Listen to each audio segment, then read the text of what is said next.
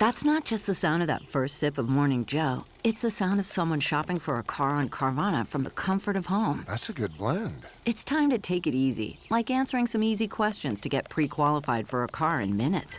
Talk about starting the morning right. Just like customizing your terms so your car fits your budget. Visit Carvana.com or download the app to experience car shopping the way it should be. Convenient, comfortable. Ah.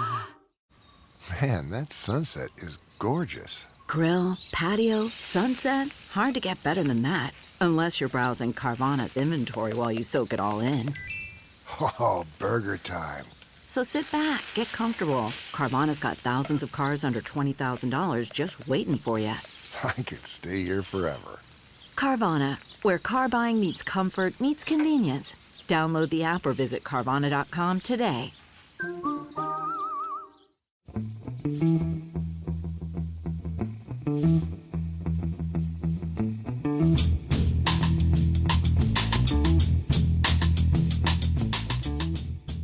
Hello and welcome to The Price of Football, the show that looks at the money behind the beautiful game with me, Kevin Day, and Liverpool University's Kieran Maguire. Kieran, as I've just been explaining, this could be quite a short pod. I've got a bit of a hangover. Spent a long time in Bournemouth, not to get into the game eventually because of ticket confusion, which ended up with the ticket being passed out to me from inside. They'd already been used. Massive row with a steward, etc., etc. Just managed to get the last train home. Phone died. I thought, well, at least we'll have some sort of point by the time I get off the train and get my...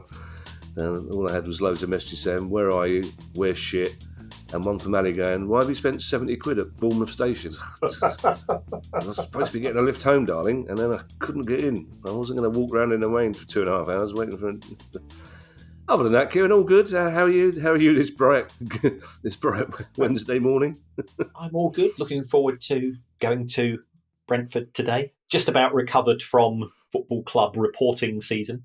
So many clubs have a deadline of the 31st of March, some of which have delayed. So we're still waiting. There's nothing from Fulham, nothing from Chelsea. Oh, okay. I wonder what's wrong with the post office in that part of London. Yeah, because traditionally in that part of London, the internet's really bad, so they have to use the post office. Talking of which, Kieran, it's Newsday, and our first story involves a club we've talked about a lot because there we were on Sunday, coming up to the end of Arsenal, Man City, Arsenal. Most people praying for the final whistle because it's terrible. Please, something happen or blow the whistle. Lying on a sofa full of chocolate. And then, lo and behold, Kieran, ping in your inbox. It comes that the Everton financial report at the traditional 6 o'clock on Sunday time. I believe a lot of clubs release their financial. Despite a lot of indications to the contrary coming out of Everton, that they were putting their house in order and that these figures would show that they were putting their house in order. But no, huge losses, Kieran, huge losses. So, and many eyebrows raised. Yes, I think the mood music which had come out of Everton didn't bear much resemblance to the actual numbers.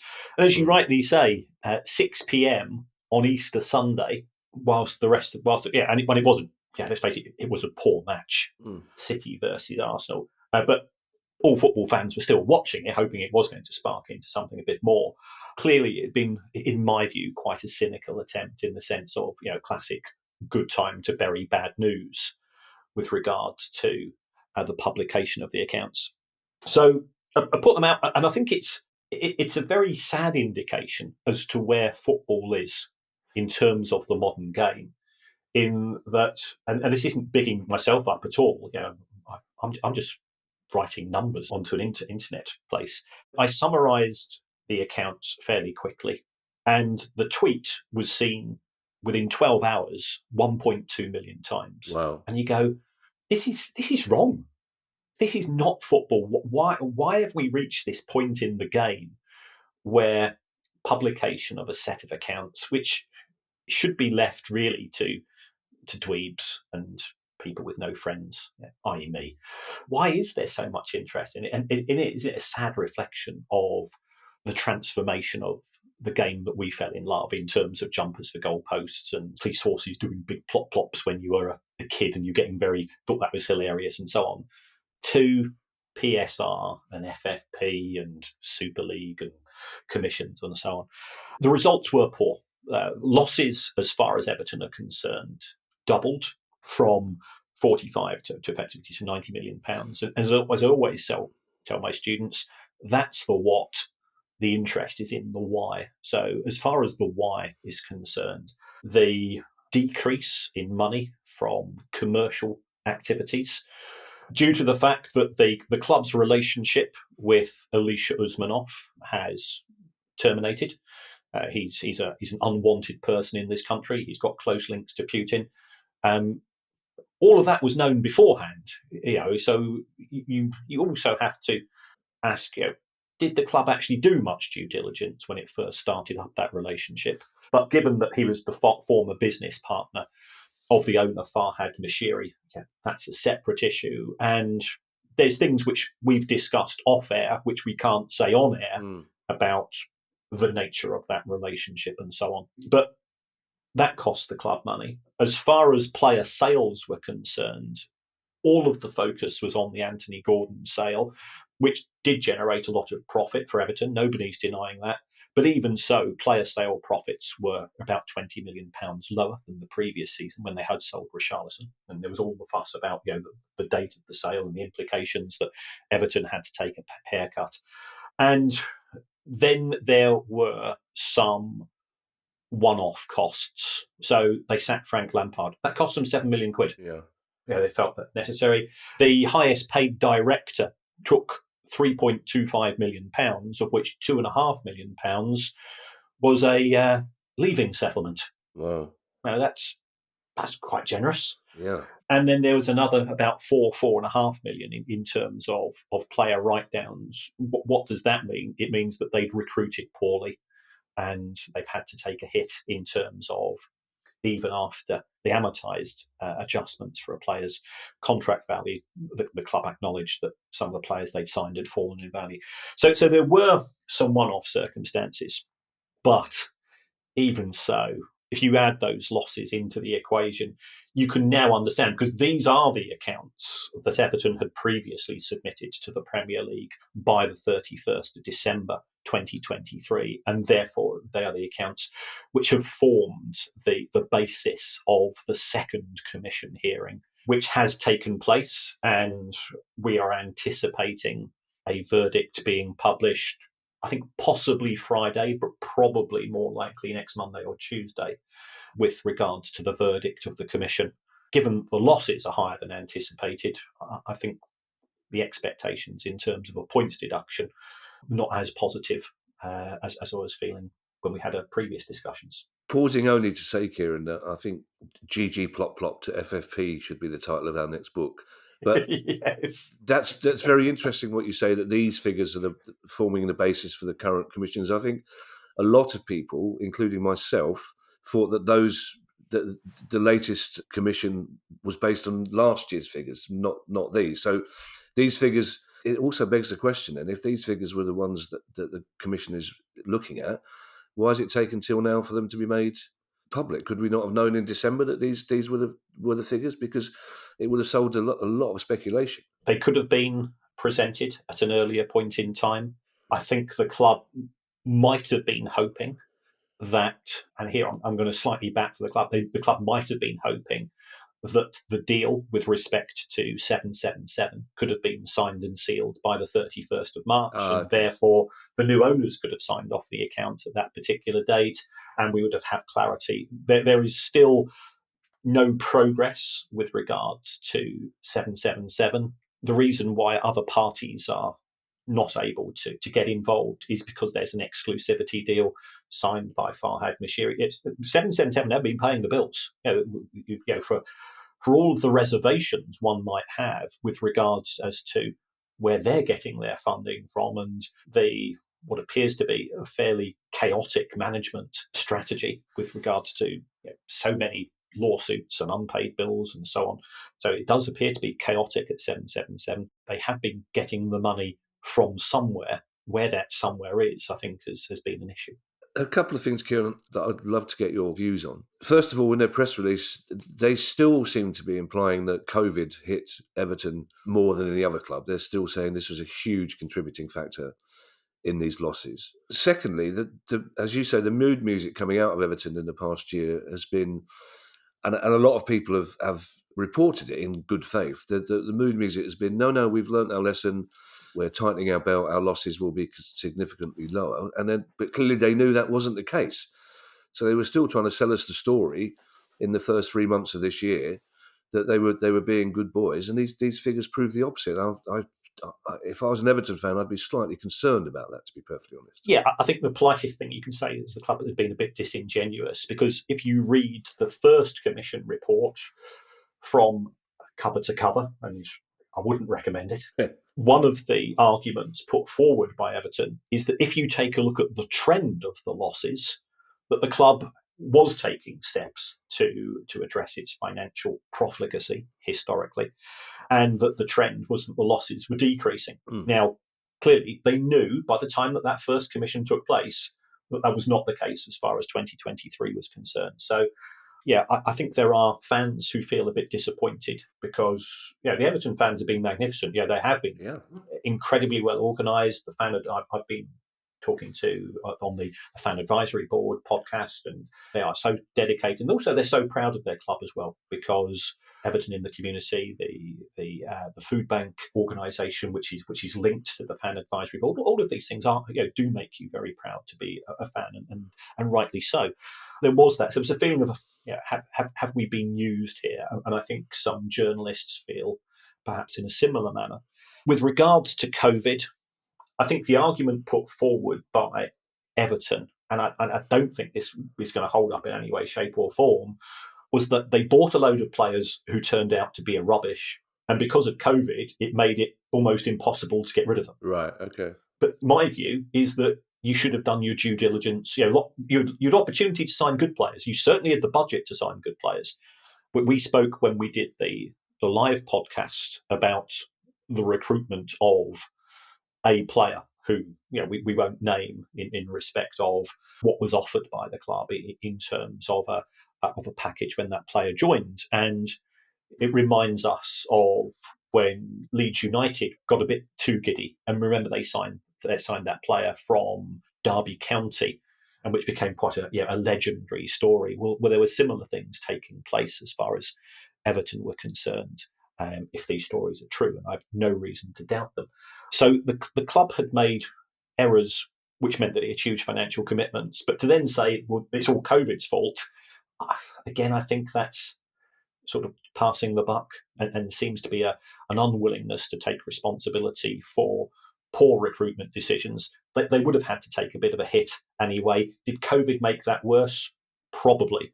But I suspect that the same applies to all clubs that made poor purchase decisions during that period of time. For listeners unaware of the Leeds story, was it Seth Johnson, the player Seth Johnson, yeah, who's they went into the meetings to discuss the transfer fee, wages, and Seth Johnson's agent said, we're not taking anything less than 20 grand a week, and Johnson went, they're never gonna 20 grand a week. So the agent went into the meeting and said, it's 20 grand a week, and Leeds went, no, it's 50 grand a week. And I was like, right, okay.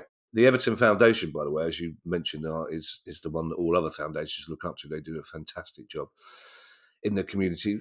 For some reason, Kieran, and obviously based on no information, a lot of journalists in particular, seem to think that the second commission, the one whose results we're waiting for now, that there would be a points deduction, but it would be a slap on the wrist, possibly 1-2 points. But given the fact that the losses that they're discussing are much higher than the one that led to a 10-point deduction, do you think we're expecting that level of punishment? If we remember that the 10-point deduction was reduced to 6, and we do now appear to have a sort of a base point, which ironically has come from the Nottingham Forest Commission, of if you breach the rules, it's 3 points. And then depending upon how bad the breach is, there'll be 1 point per whatever it's going to be, or we'll do an overall assessment. I honestly thought that Everton might have just been slightly over. On the basis of these figures, I think you've probably got to do a bit of a revision and to say that Everton's losses could well be in the same region, 20 to 30 million pounds over the limit. So where does that leave them? Is there a case for double jeopardy? In my opinion, and remember, we are pub lawyers. We've always said this. Everton have already been punished for breaching the rules in 2021 and 2022. So as the man on the Clapham omnibus, I would say that a 2/3 reduction in whatever the tariff is would be appropriate. But whilst I thought 2 or 3 weeks ago, best case scenario was 3 points deduction because they're just over the limit, reduce that by 2/3 down to 1 point, and then possibly 1 point further off for points for good behaviour, and you end up with, okay, you've got to pay the cost of the commission, but there's no further deterioration as far as the table is concerned. I'm not as confident as I was a couple of weeks ago. And it seems as well, Kieran, that they've got less grounds for appeal this time as well, you'd imagine. Well, we wait to see. I mean, the Commission will give an announcement. We should have clarity by, one would hope, by the time we record this podcast next week, certainly. And then it's down to the club and its legal advisors to say, well, do we see any weaknesses? The adjustment that took place with regards to the appeal for the first commission was based on matters of law. In terms of the original commission appeared to go beyond its brief. I'm not certain that the second commission will make such errors. God knows how long we've been saying this for weeks. We eagerly await the outcome of that, as I'm sure Everton fans do. This next story, Kieran, I have such a heavy heart reading the story out, as I'd hoped never to mention these words again in the same sentence, but Southend United are winding up order, Kieran. Yes, it had all gone quiet on the Southend front. Again, referring back to the live show we did in Liverpool, we had Matt Slater as our guest, and Matt, A, is a fantastic journalist, and B, is a very dedicated Southend United fan. And I said to him at the time, it's all gone very quiet. That must be good news. And he looked at me and said, well, Ron Martin's still around. Don't count your chickens. And as Matt's insight, his spidey senses are always pretty much spot on. So we're recording this on Wednesday, and on Tuesday came news that there's a prospective winding up order against the club from a creditor of Southend United who has not been paid. Part of the reason why they've not been paid is that 6 months after an agreement to sell the club's still not been sold. And the prospective new owners from Australia, they have been, by all accounts, they have been putting money in as, again, sign of good faith. They thought that the delays, and to be fair, that this is appropriate, that the council were taking a long time because there are issues in terms with public property, public resources, and so on. And the council have a responsibility towards the taxpayer, the local taxpayer, and that's rightly the case. The winding up order, I'm not worried about, in the sense that because we've been there so many times before, what tends to happen is that you get a settlement on the steps of the courthouse. In effect, if it was being filmed, you'd have a little person rushing up. Here, I've got the check, and they shake hands and they walk away, and so on. Because that's Ron Martin's style. That's his modus operandi, and why he gets this vicarious pleasure of brinkmanship with regards to Southend United is something which completely baffles me. There's been no accounts published since 2021. That is a breach of company law, but it doesn't seem to bother him. He just pays the fines for the delays. What is a cause for concern is that there are issues now apparently to do with Ron Martin's financial partner. And everybody's going, hold on, we've never heard that Ron Martin had a financial partner before. Why are they, A, appearing out of nowhere, and B, causing further delays as far as the deal is concerned? So the prospective owners, I think it's fair to say that they are highly hacked off. They want to get boots on the ground. They want to be able to go to Roots Hall. The crowds have been up. Merchandise sale. There's been a feel-good factor at the club since the deal was announced, and now you're feeling slightly less confident. My gut reaction is that the deal will still go through because the prospective owners have put money into the club, and for all Ron Martin's fault, Southend United was losing money on a regular basis, and eventually he paid the money to pay whatever those costs happened to be.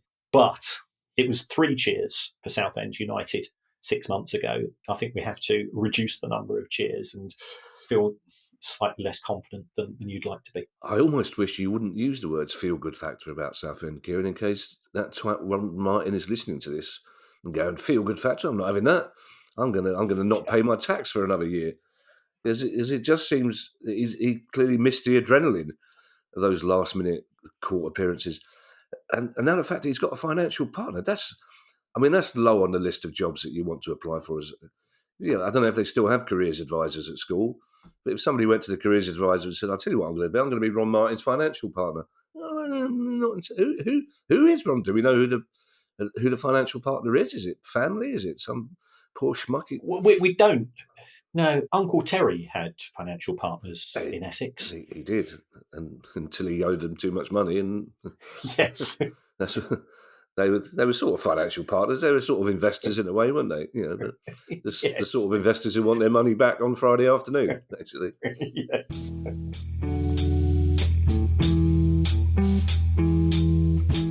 The Boston Marathon, presented by Bank of America, has thousands of runners running for thousands of reasons. I'm running to raise money for Achilles International, so amputee athletes can keep running too. For every mother counts, because all women deserve access to quality maternity care. For St. Jude Children's Research Hospital, and every kid with cancer who just wants to be a kid again. Join Bank of America in supporting this year's runners. Give if you can at BofA.com/help-a-cause. References to charitable organizations is not endorsement by Bank of America Corporation. Copyright 2024.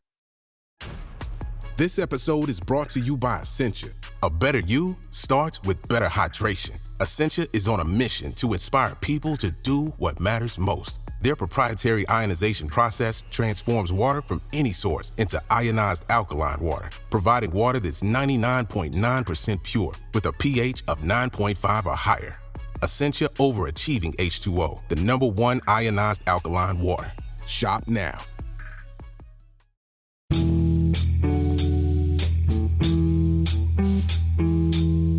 This next story, Kieran, I think for most people, our generation, Ajax were probably their favourite foreign. I think for a lot of us, they were the first overseas club we became aware of.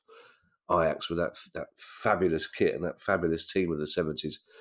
But big bad news coming from them this week. Yeah. I mean, I'm with you entirely. I think the first European Cups that I sort of watched as a conscious effort, all involved in those 3 years with Cruyff and co, were just incredible.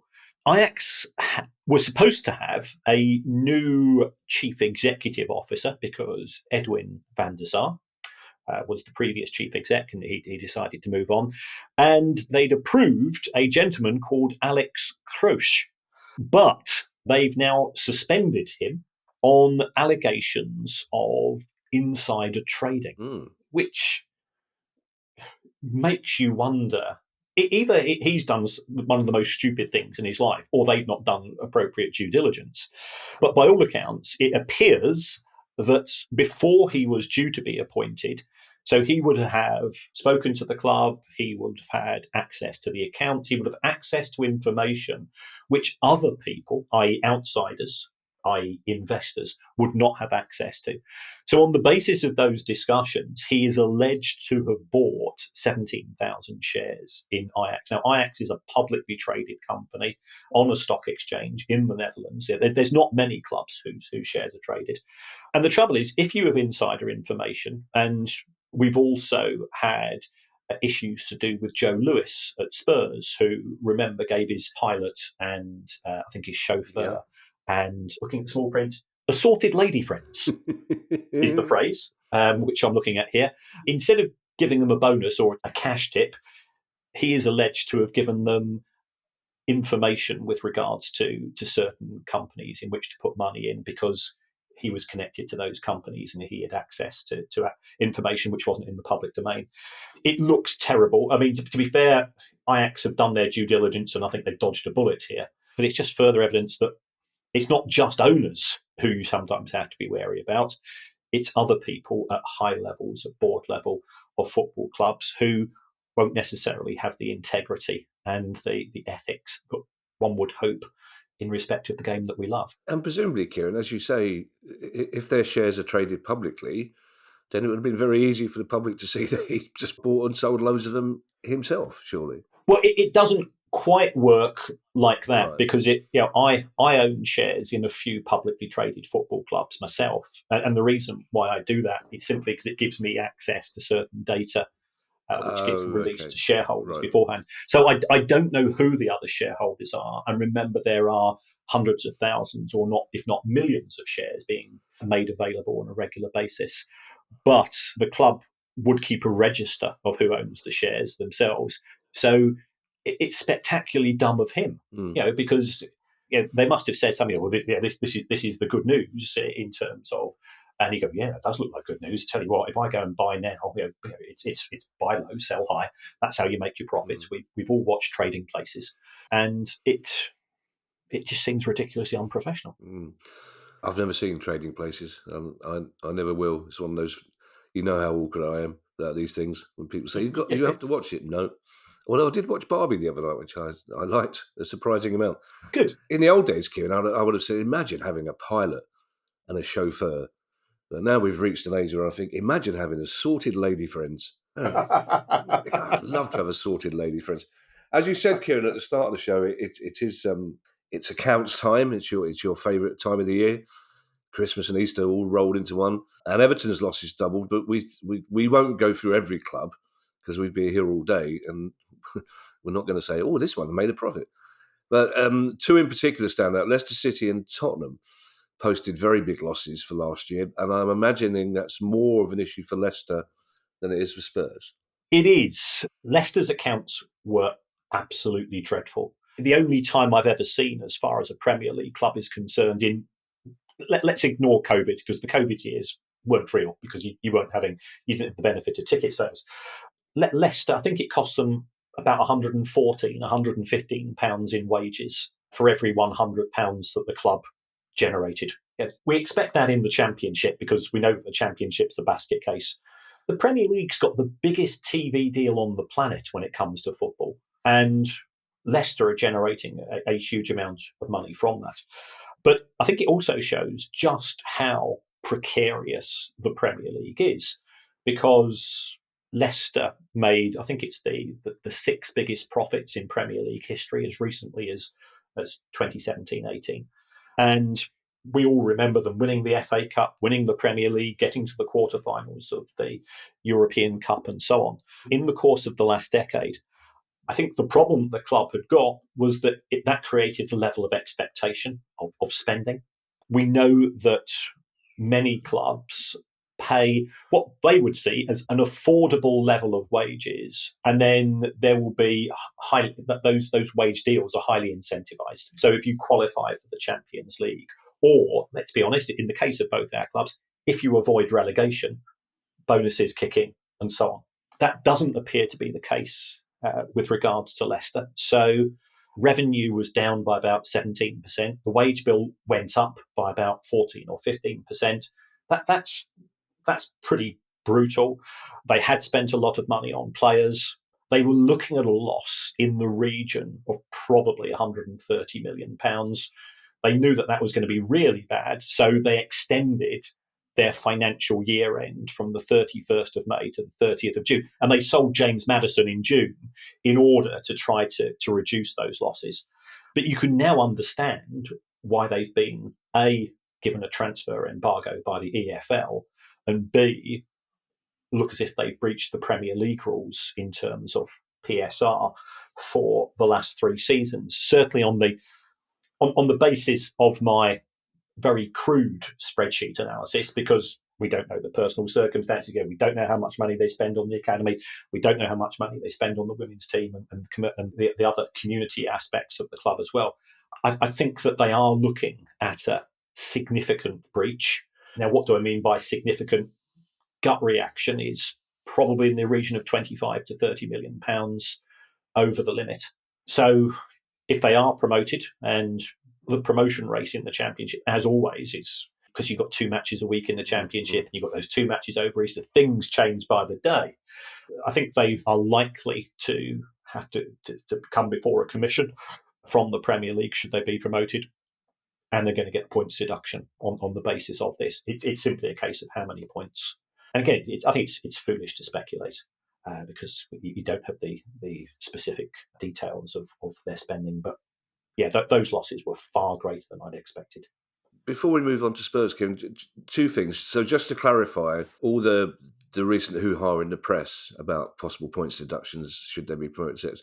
So as with Everton, they're based on these figures? Yeah, so this is to the 30th of June 2023. Right, okay, got you.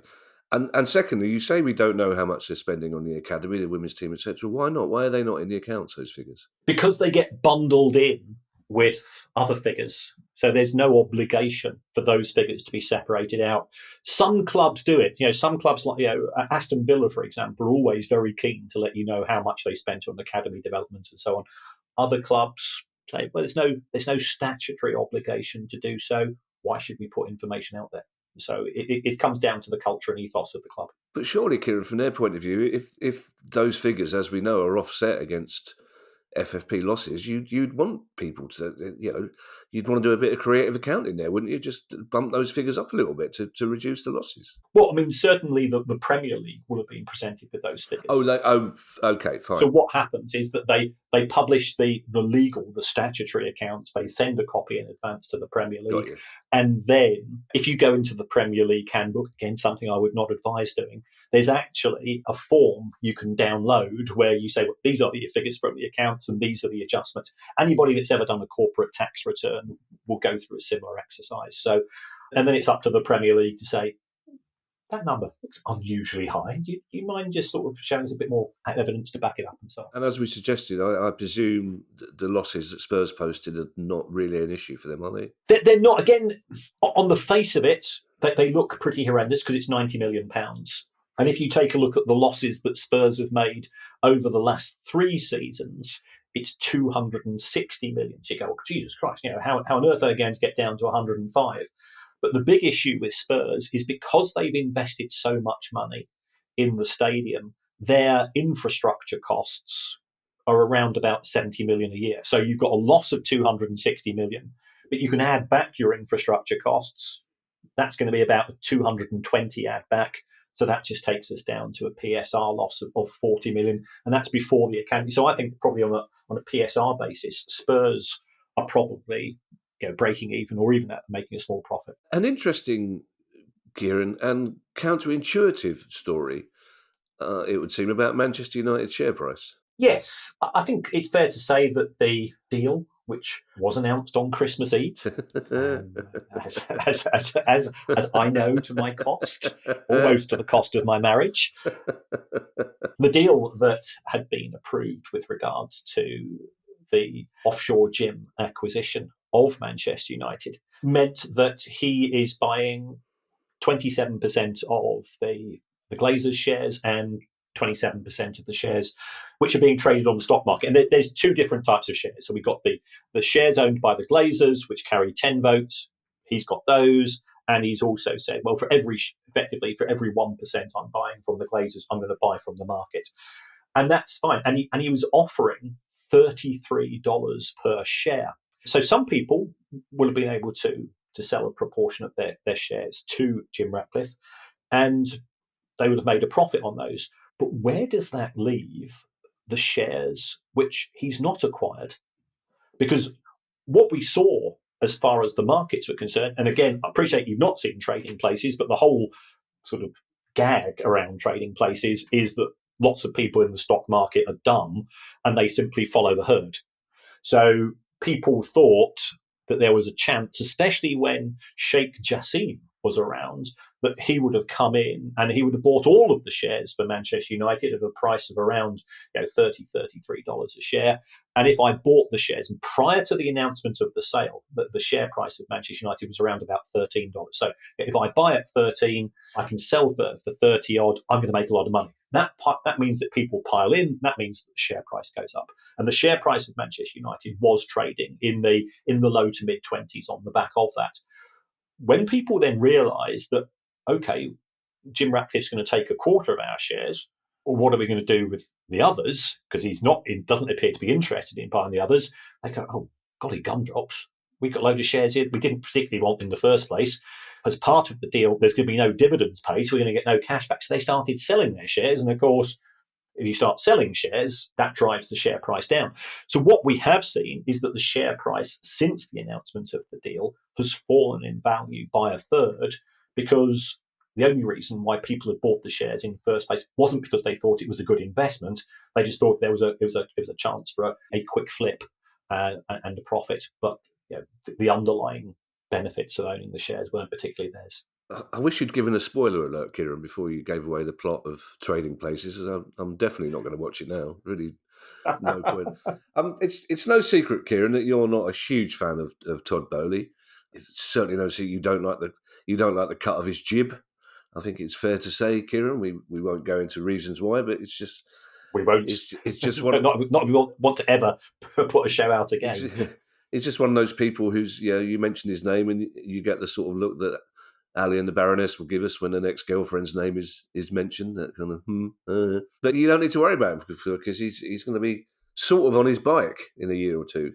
Well, he's not going to be chairman from 2027. And whilst we're not talking accounts, there was another club that announced results yesterday that has made a record profit in Premier League history. And that's purely on the back of Todd Bowley buying practically every person that's worked at that club over the course of 18 months at ridiculously high prices. Let it go, Kieran. Let it go.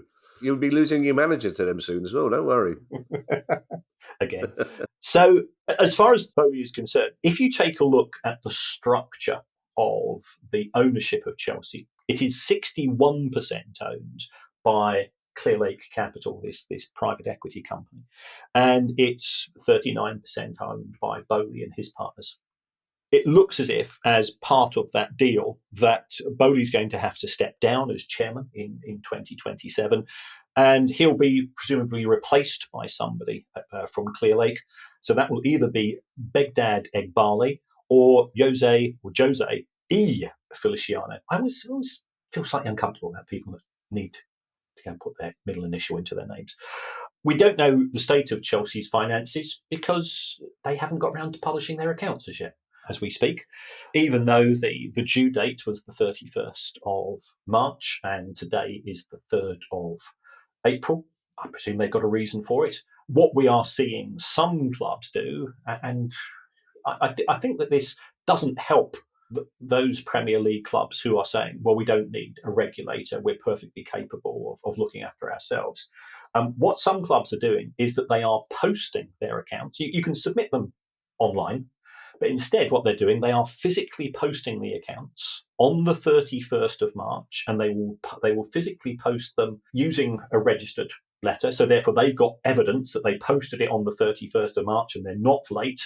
And then when they're received by Companies House just normally says, there's the document, we've received it in digital form, we can put it onto our website straight away. If you physically send the accounts in, then somebody at Companies House has to go to a photocopier or has to upload them on a page-by-page basis, and that further delays the numbers being made available. If you've got nothing to hide nothing. It's always been my philosophy when it comes to transparency. So I don't understand why Chelsea are taking that approach. It is frustrating. It's a bit like when you come home and you've done something wrong and you sort of shuffle around and eventually you fess up. Just get it over and done with. You're going to get the same punishment. Yeah. It's like when you come home unexpectedly early from Bournemouth, having spent 70 quid on an unnecessary train ticket.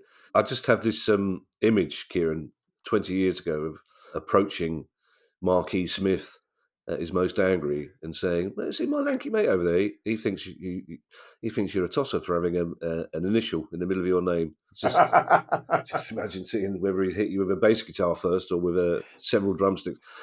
From a business point of view, Kieran, why would you announce in 2024 that you're replacing your chairman in 2027? Why, is there a reason they would do that now? I think it's fair to say that Todd Bowley has become a lightning rod for the dissatisfaction of Chelsea fans. From our secret pensioner, I have been advised that actually Todd Bowley, he's just a titular chairman these days, and that Begdad Egbali does everything on a day-to-day basis. But that accusation may be incorrect, and that Todd Bowley's taking more of a backseat role because the decisions which were made in the first 12 months, certainly, of the ownership didn't transition to success on the pitch, and ultimately that's what Chelsea fans go to see their team do.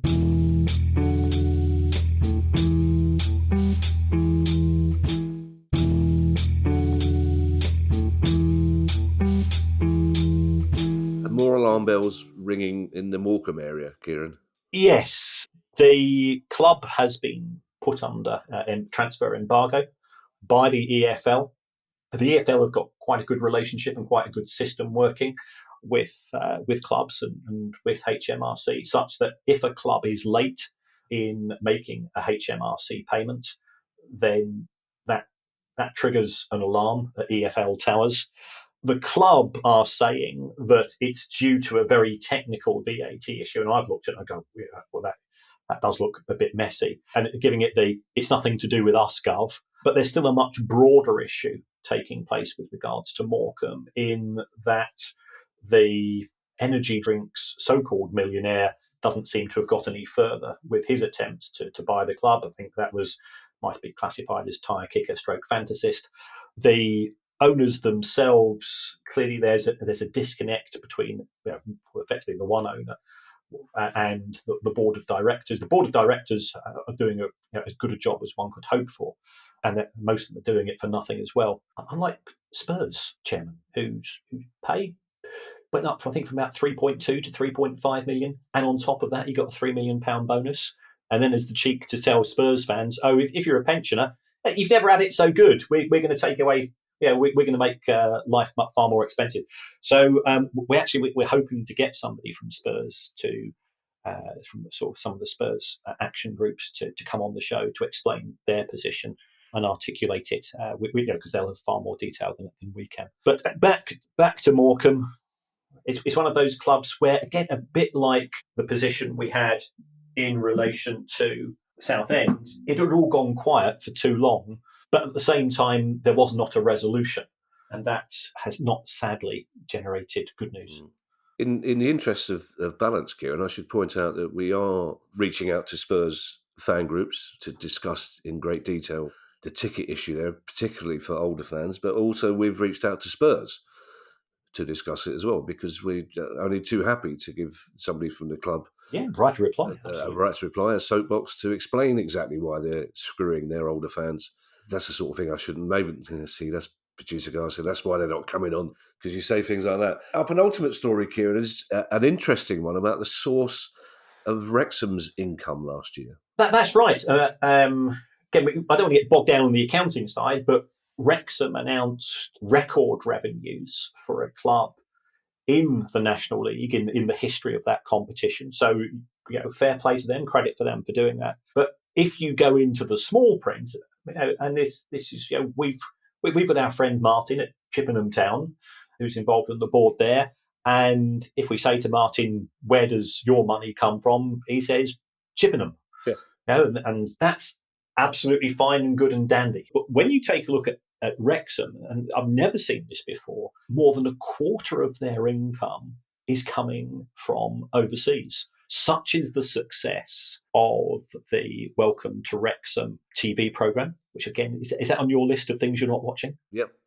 I could elaborate, but I will never watch it. I've never watched Sunderland Until I Die. There's loads of things I've never watched, but I still pretend to have detailed knowledge of sitting in the Portson's Arms. So that's on the back of an American audience is generating an affection. Lots of fantastic merchandise sales, again, for a National League level. I've never seen in any set of accounts where the biggest source of revenue is not ticket sales, it's not sponsorship, it's not TV, it's actually shirt sales. I've never seen that in football history. So that is quite an amazing achievement by the club.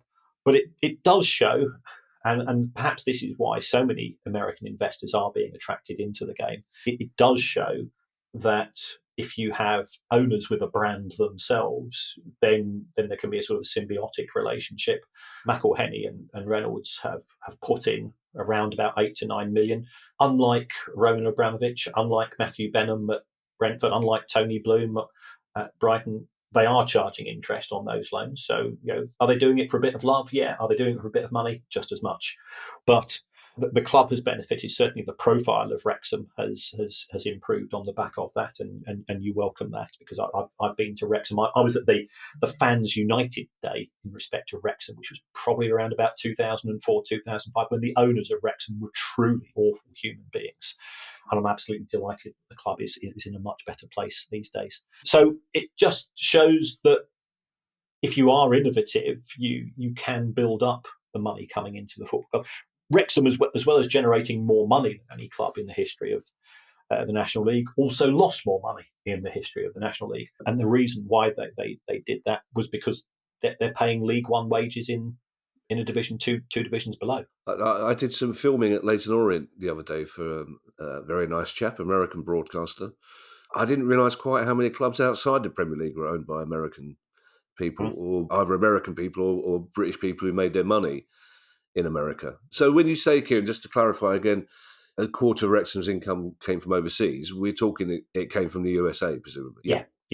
There's a little bit in Asia, but mainly the USA. Now, Kieran, your diary, I imagine, in my head, is a huge, great affair that sits on some kind of 18th century chest with a big quill next to it and some kind of Hogwarts-type goblin to unchain it. And I imagine every page, Kieran, is just covered in things for you to do. But it seems, our final story, that the 31st of May and the 30th of June, Kieran, are dates that will be underlined in your diary from now on. Yes, and the reason for this, and this, it's so depressing.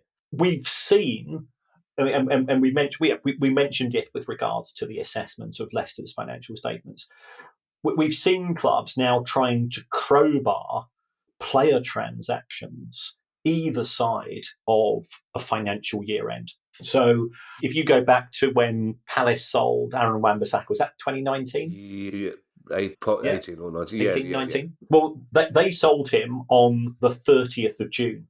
Now, he was an academy player, so therefore you sell an academy player, pure profit. If they'd sold him on the 1st of July, they would have made £45 million less profit.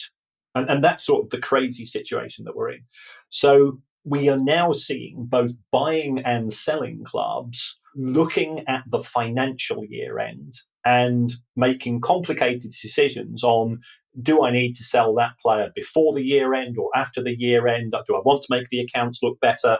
Do I want to make them look worse? What are the implications for PSR and FFP and so on? And I think it's part of business, but the creeping hand of business in what's supposed to be a sport, which is supposed to be, but it is our national sport, let's be honest, it is something which just continues to depress me. And I'm at the eye of that particular hurricane, because those dates are important dates in my diary. But the huge impact, because of the way that the sale of players is accounted for, does mean that we are now seeing, as part of everyday discussions on football forums, on TalkSport, in the newspapers and so on, well, they've got to do this before the 30th of June. All the arguments in respect of Chelsea, who we've already spoken to, of course, appears to be up on similar lines. It's not jumpers for goalposts, though, is it? No, it's not, Kieran, and it is sad. Of course, things change, things progress, and with the amount of money in the game, it's not a surprise. But I know several people already who have decided they're not going to watch the Premier League next season because they don't want to be part of a league and they're all saying the same thing, where relegation is decided by lawyers, but also this transfer thing, because the time was every football fan knew where the squad needed strengthening. You got excited about buying and selling players because new faces, And now transfers are being done increasingly strictly for business people. We need to reduce our losses by 30 million quid. Who can we sell? And that's going to have an impact on the players themselves sometimes, because you'll have players who are perfectly happy at a club, just happen to be the most valuable asset, so they're on their way because the club needs to balance the books. It is depressing, as you say, but increasingly neither of us want to sound like those two gammon old blokes with one ear on TalkSport and one eye on the Telegraph, essentially. But there are times when you can't help yourself. You just have to chunter. Thank you to everyone who's donated to the pod via our Patreon page. If you'd like to make a small monthly contribution as well, that'd be very kind of you, and it'll get you access to our chat community and our regular quizzes. The end of season quiz is coming up very soon. Coming up at the end of the season, Kieran. That's not giving anything away, is it? Go to patreon.com/priceoffootball.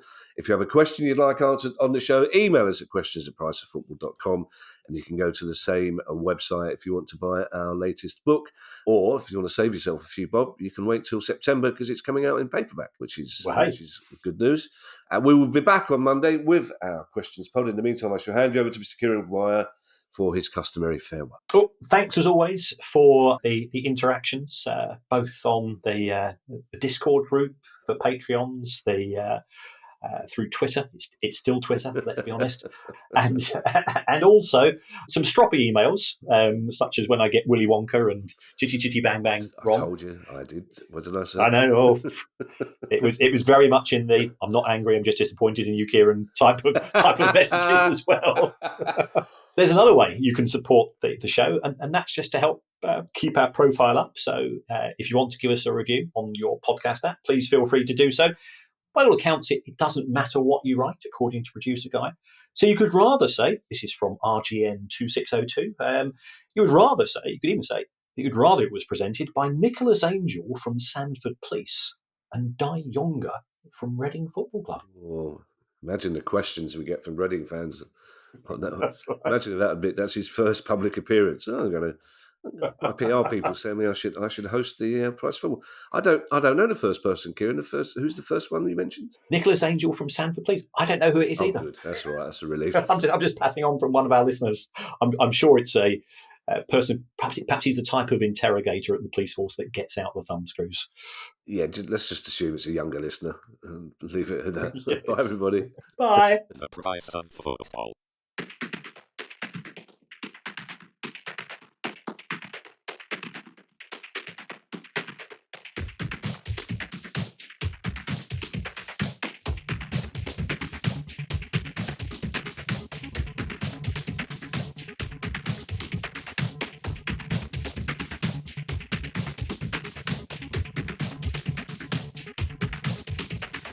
The Price of Football.